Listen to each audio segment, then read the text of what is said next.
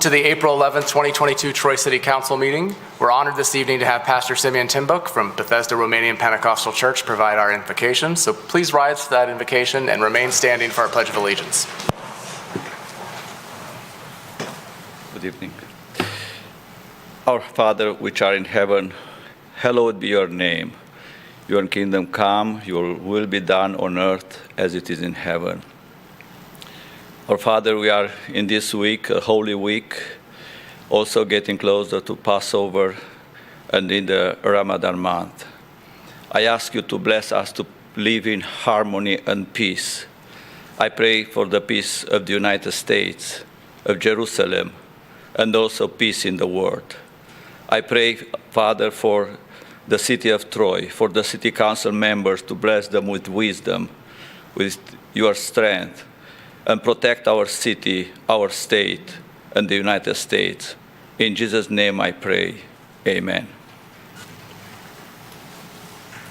I pledge allegiance to the flag of the United States of America and to the republic for which it stands, one nation, under God, indivisible, with liberty and justice for all. Thank you, Pastor Timbuk. Good to see you. Appreciate it. The April 11th, 2022 Troy City Council meeting is now officially called to order, and I'll ask for the roll call from Ms. Stewart. Mayor Baker? Here. Councilmember Abraham? Here. Councilmember Brooks? Here. Councilmember Chamberlain Krianga? Here. Mayor Pro Tem Erickson Galt? Here. Councilmember Hamilton? Here. Councilmember Hoderick? Here. All present this evening. First up on the agenda is certificates of recognition and special presentations. We have one this evening. C1 is a proclamation for National Public Safety Telecommunicators Week, which is April 10th through the 16th, 2022. So if you want to join me down at the podium, I'd like to present the proclamation.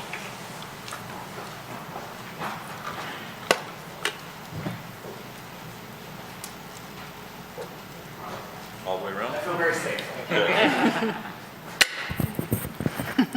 All right. Good to see you. Yeah, spread out. So I'm honored to read this proclamation into the record and to present it to you this evening. I know as the mayor and our city council members, you play such a huge part in making our city safe and keeping our Troy Police Department the jewel that it is in the community and the region. So thank you for all you do. First of all, let me start with that. Let me read this proclamation into the record so everyone knows about National Public Safety Telecommunicators Week. Whereas emergencies can occur at any time that require police, fire, or emergency medical services. When an emergency occurs, the prompt response of police officers, firefighters, and paramedics is critical to the protection of life and preservation of property. And whereas thousands of dedicated telecommunications professionals serve the people of this country every day by answering phone calls for police, fire, and emergency medical services, dispatching appropriate assistance quickly and efficiently. And whereas the communications supervisors and police service aides for the City of Troy perform a critical function and are a key link in the public safety chain which protects all of us and are constantly striving to improve their emergency response capabilities through leadership, dedication, and technology, processing over 125,000 phone calls a year.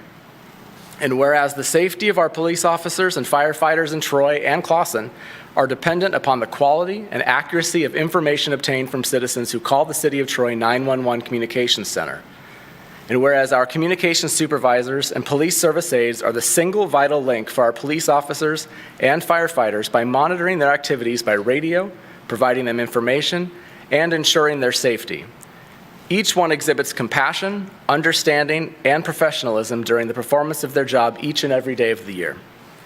And whereas by United States Congressional Proclamation, the Association of Public Safety Communications Officials International, a worldwide telecommunications organization composed of more than 15,000 people engaged in the operation, installation, and design of emergency response communication systems, has set aside the second week of April to recognize the contributions made by telecommunicators and their crucial role in the protection for everyone's life and property.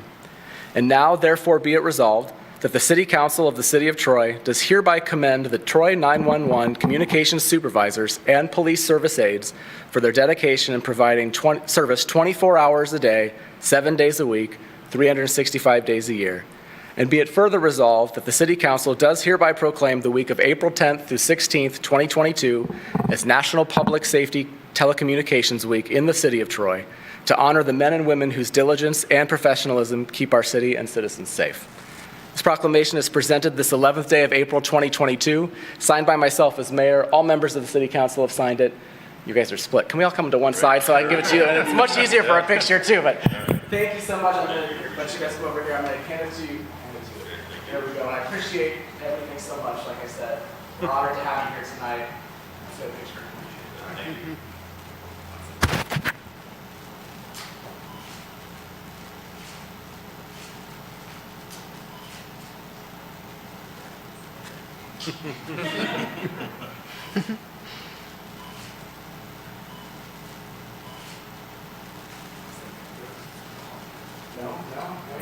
Why don't you do it? Yeah, you got the proclamation. You get to speak. There you go.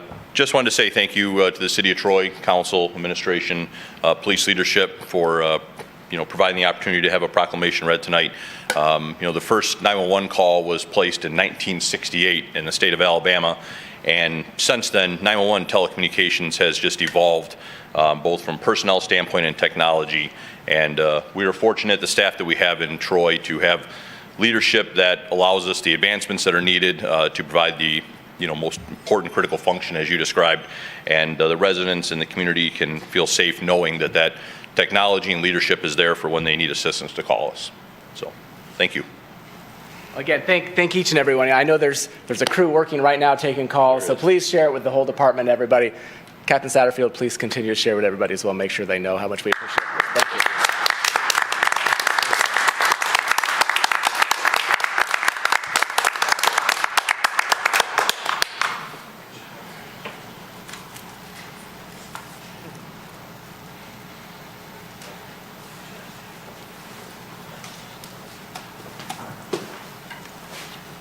Two-thirds of our audience just left, but that's all right.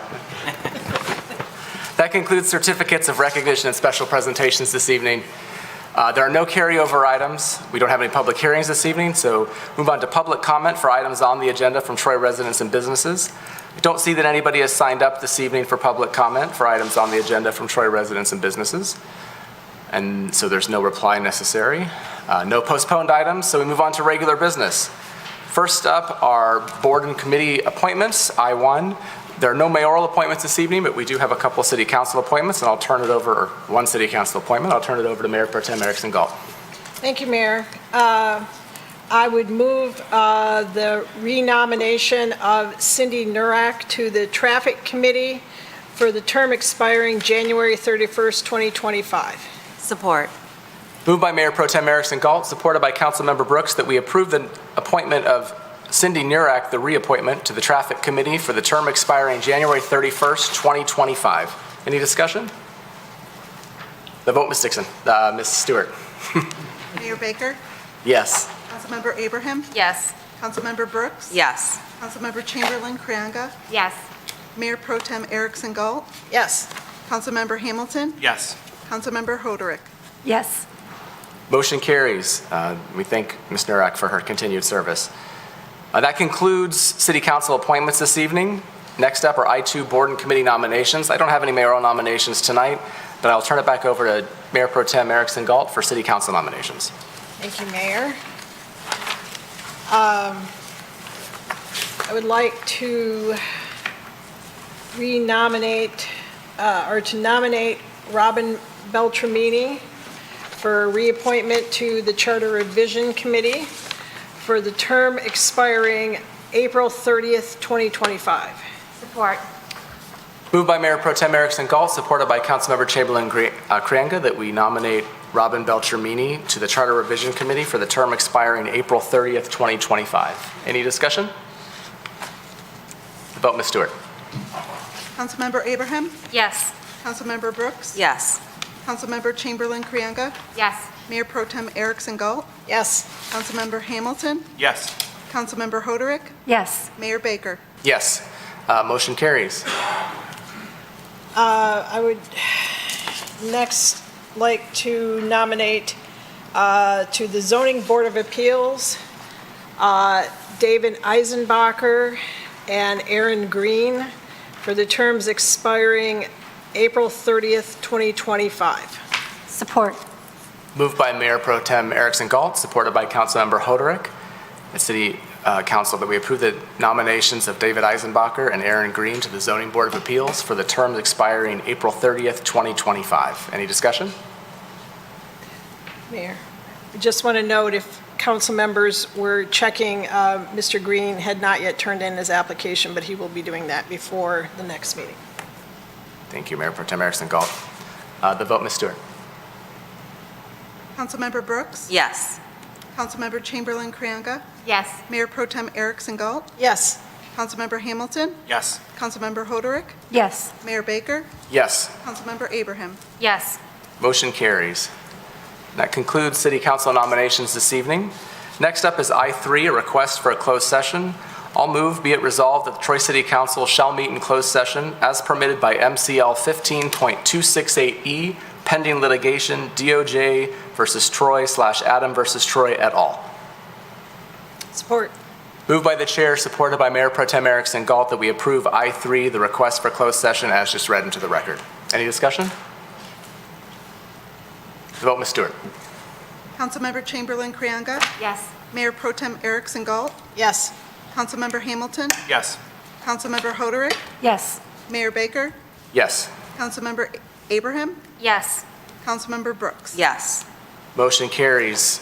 Upon the conclusion of the public agenda, we will move into the closed session and then eventually adjourn the meeting from there. Next up is I4, request for salary increases, and that'll be introduced by our city manager, Mark Miller. Thank you. Well, I'm taking all the thunder. Actually, our city attorney wrote the memo, but it was pretty basic. But so, we have formalized our evaluation process of both of your employees, city council's employees, the city manager and city attorney. And was it 2 Wednesdays ago we had our evaluations? I believe it was. And part of our process requires council to consider the salary increases by a date in May. I forget which date that is, but any salary increases would be effective July 1st of this summer. Lori, do you have anything else you want to add?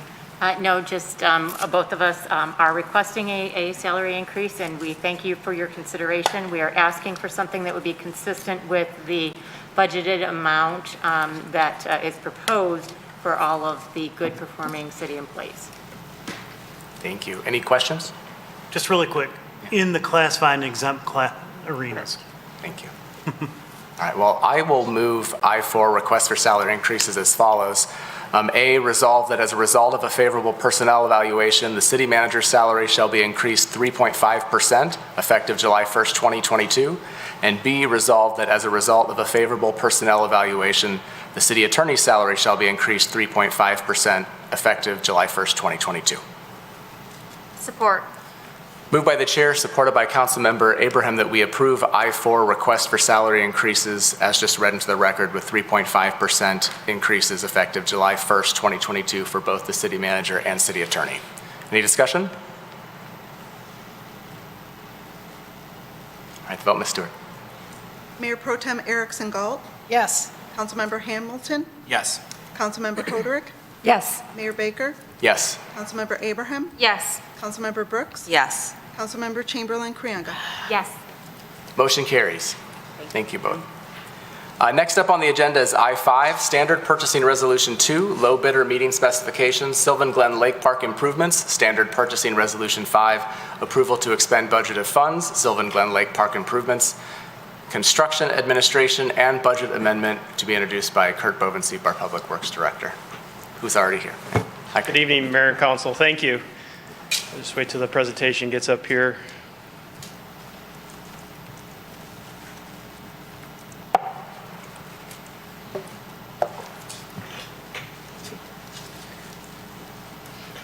So as our IT is navigating that, if you remember, this item was before you at the last regularly scheduled meeting, and we did pull the item just to make sure that council had the entire picture, to make sure they were making the most informed decision specifically to this project and the other leisure services that were presented in the budget.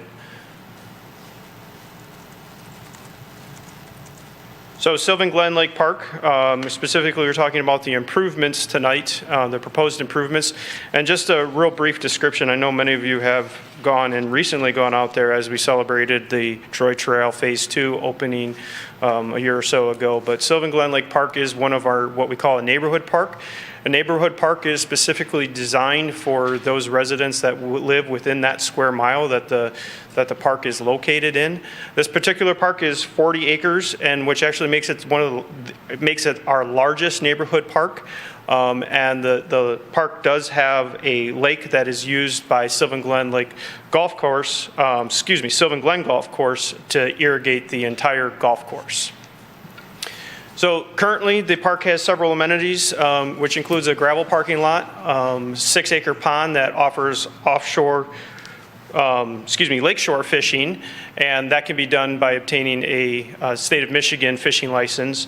And then, of course, the Troy Trail Phase 2 that I just mentioned. The reason why we're concentrating on Sylvan Glen Lake Park is because it was mentioned in the Parks and Recreation Master Plan, the 2024 most recent master plan, which was also consistent with the Green Space Subcommittee that thought the Sylvan Glen Lake Park had the best opportunity to afford the investment. So in the Parks and Recreation Plan, we did have the consultant do some conceptual designs of some future amenities. This is actually included in the Parks and Recreation Plan, which was approved by council. So for this reason, these amenities do not have to go before Planning Commission. The plan has already been approved, and after developing several parks through the Parks and Recreation Master Plan, we've determined that it does not need to go before Planning Commission. So as we work through some of these concepts, we determined that probably the most important thing that we improve in the park is the infrastructure to bring all the improvements that are proposed in the plan to fruition.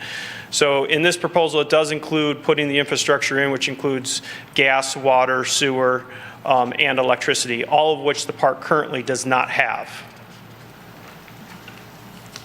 So in this particular improvement segment, we're looking to pave the driveway and parking lot, and we're going to increase the parking lot and make it ADA accessible. And there is an ADA accessibility component that will connect to the trail. We do have parking lot lighting, bioswale with native plantings, and a restroom facility that includes a small portion of storage so we can maintain the trail in the park with equipment on site. This is a rendering of the restroom that we're proposing. This was taken into consideration some of our current our current park restrooms, so it has very similar design, look and feel, a little bit more modern with the mezzanine over top that would protect, or the overhang, if you will. Shows colors similar to what we have in our parks right now. It is a 2-stall restroom. And has the drinking fountain and the bottle filler already included, so that doesn't have to be added at a later time. And then, as I mentioned before, it does have heated storage in the back, so we can store equipment necessary to maintain the park year-round.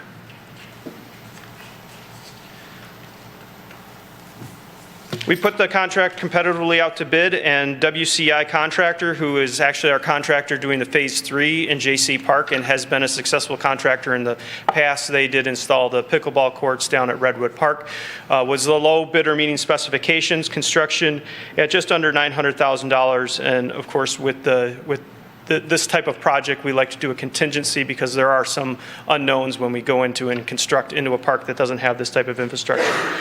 We're proposing using OHM, who is actually the designer of this concept, to do the construction administration with a total cost of $1,165,900. So this is where it gets a little confusing, and probably this is one of my hardest parts of my position, is having a fiscal year that is directly in the middle of construction season. So in the current budget, so not the one that was proposed to you last week, in the current budget, we have budgeted $250,000 for the next 3 years. That was established several years ago before inflation, and actually before we actually put the concept and decided that we need to do all of the infrastructure first. In the proposed budget that was presented last week is those numbers up there. So we still have the current $250,000. We recognized through the concept and design that we were going to need to increase that $250,000 in 2023. So that escalated to $620,000. And then in 2024, we're continuing to keep that investment in that park at $250,000. So with the pricing that came in, now mind you, again, the proposed budget was put in January. This didn't go out to bid recently. When the bids came in, we saw another drastic increase in materials and labor. So with this proposal, it would require an additional amendment of almost $300,000 to complete the entire proposal. Assuming council passes this resolution, we put together a timeline. We will look to have the parking lot and restroom complete in late fall of this year. And then in 2024, we would pick up those other amenities such as the play structure, fishing pier, and that would go through the normal budgeting process. So I'd be happy to answer any questions. Thank you, Kurt. Any questions from council? Councilmember Chamberlain-Cringa? Thank you, Mayor. Just a quick question. I know that there was cross-country skiing out in that region, I think more in the golf course.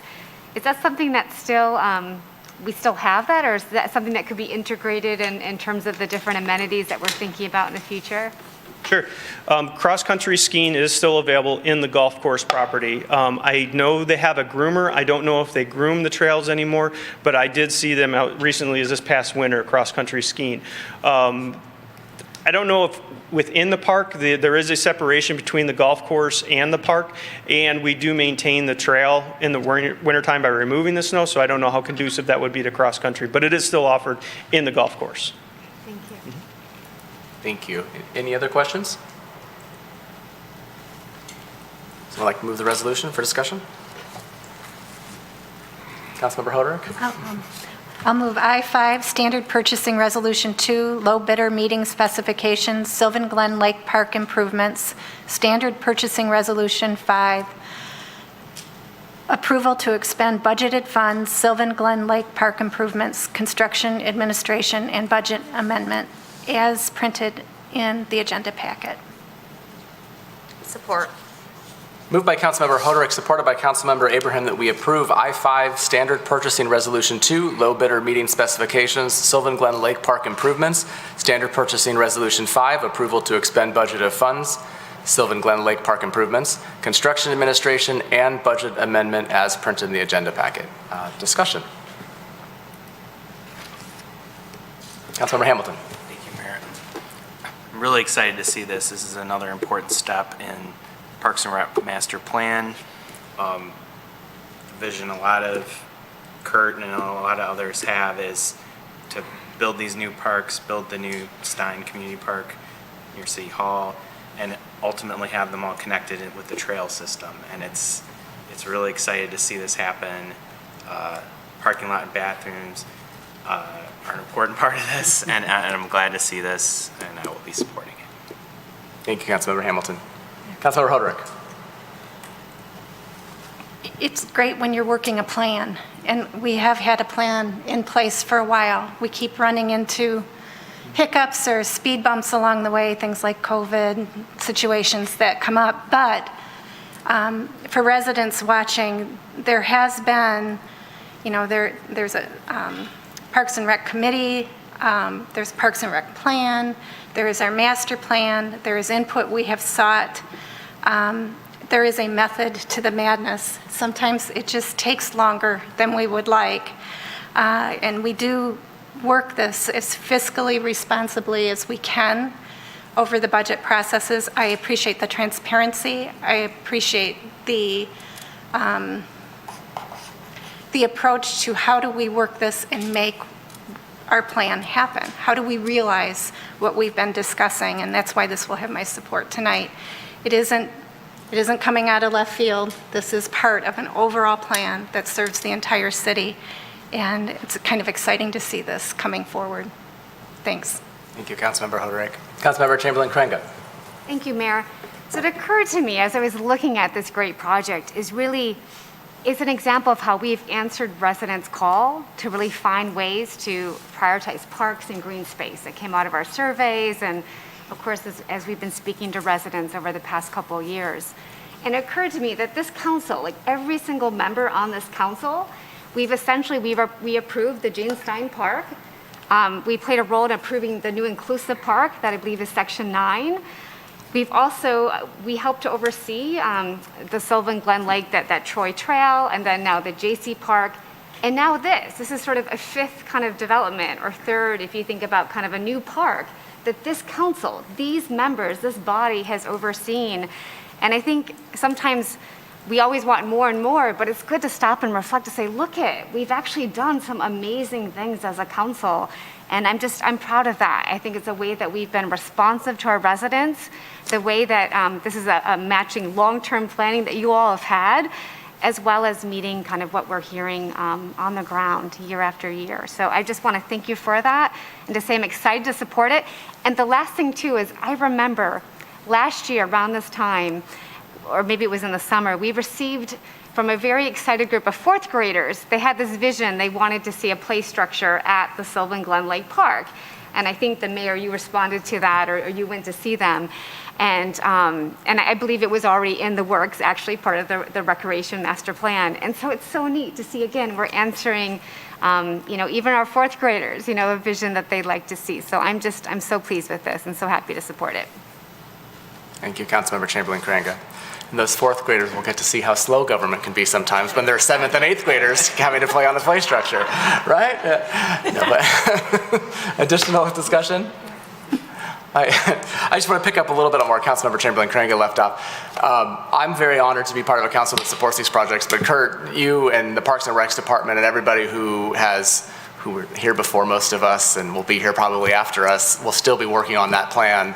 I go back to, I think it was an OPA Fest at the Greek church where you were out and interviewing people in line, basically doing community engagement type stuff, asking them questions about what they wanted to see with our parks, and it was all part of the input and data you were getting for the Parks and Rec plan, updated plan. So I thank us, but I really thank you for and your team and for everybody, and Mark, of course, and Bob for supporting all of that and keeping these projects going and recognizing, yes, that this is what our residents really, this is what they clamor for most when you look at our survey results and the things that are important to them.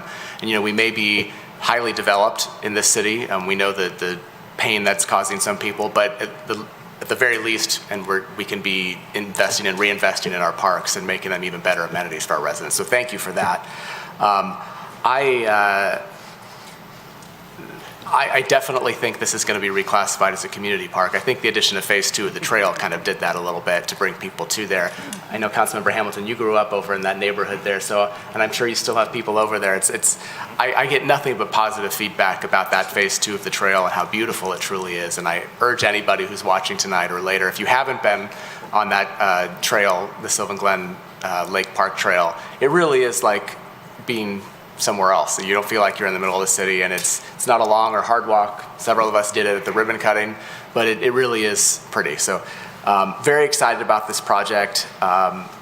Looking forward to maybe cutting a ribbon on some bathrooms in a parking lot, which I don't think I've ever done, but I'm going to do it for this project because I think it's important, and I want our community to know how much we do value our parks and how hard all of us are coming together to work for them. So thank you, Kurt. Any other discussion? All right, the vote, Ms. Stewart. Councilmember Hamilton, Yes. Councilmember Hoderick, Yes. Mayor Baker, Yes. Councilmember Abraham, Yes. Councilmember Brooks, Yes. Councilmember Chamberlain-Cranga, Yes. Mayor Pro Tem Erickson Galt. Yes. Motion carries. And next up is the consent agenda. City management has pulled J6 application to delist 54 East Square Lake Road until a future meeting. Anyone else like to pull anything from the consent agenda for discussion separately? Councilmember Abraham? I'd like to move all items on the consent agenda except for J6 forward for approval. Support. Moved by Councilmember Abraham, supported by Councilmember Brooks, that we approve all items on the consent agenda except for J6, which has been pulled by city management. Any discussion? The vote, Ms. Stewart.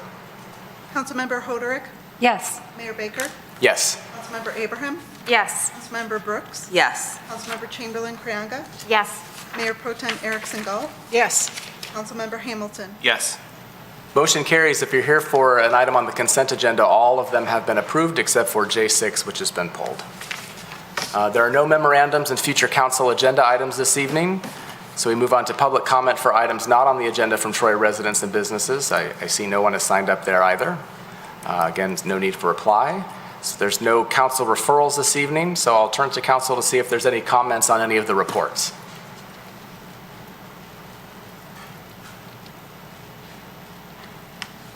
No? All right.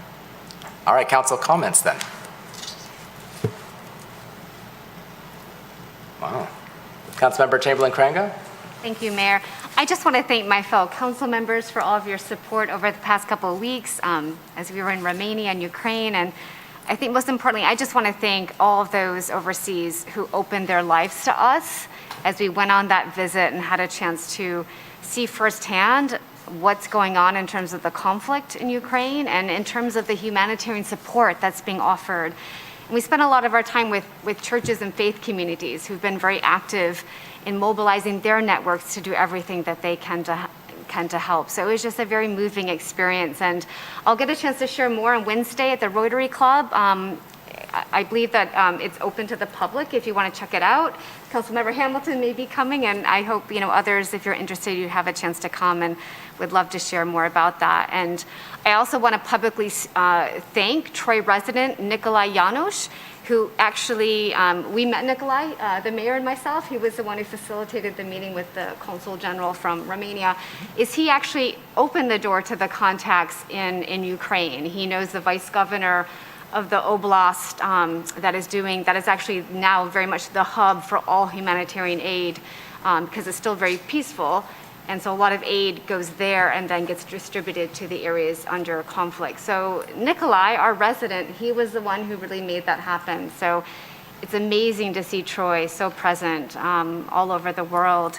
And I also wanted to call out 2 other Troy residents with regards to the conflict in Ukraine. Had a chance to meet virtually Boris Potapenko, who is a Troy resident, and he is, as I understand it, in Ukraine right now, delivering humanitarian aid there. And so just I thank him for his efforts. Another Troy resident, Mihaila Mitrovan, she is a director at Samaritas for New Americans. She's a refugee resettlement expert, a dear friend. Her husband plays pickleball as well and has offered to take us out. But Mihaila also, she's going out I believe it's next week, to represent both Samaritas and also on behalf of my church. Our rector in our church sits on the board of Samaritas, and our church has provided funds and will be supporting Mihaila as she goes into Ukraine to basically rescue some children from a pediatric hospital and then bring them into Romania, because she herself is of Romanian descent, and to help bring them to safety. So again, all these amazing Troy residents doing a lot of really amazing work at a very, very difficult time. So I'm honored and humbled by them. And again, just thank you all for your support these past couple weeks. Thank you, Councilmember Chamberlain-Cranga. Glad you're home safely. Your family too. Any other council comments? Okay, that concludes council comments this evening. Next up is public comment for items on or not on the agenda from members of the public outside of Troy. I don't see anyone has signed up for that either.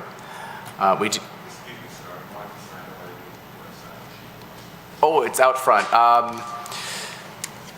Can I get consensus from council members to allow public comment? Sure, please do so. You'll have 3 minutes.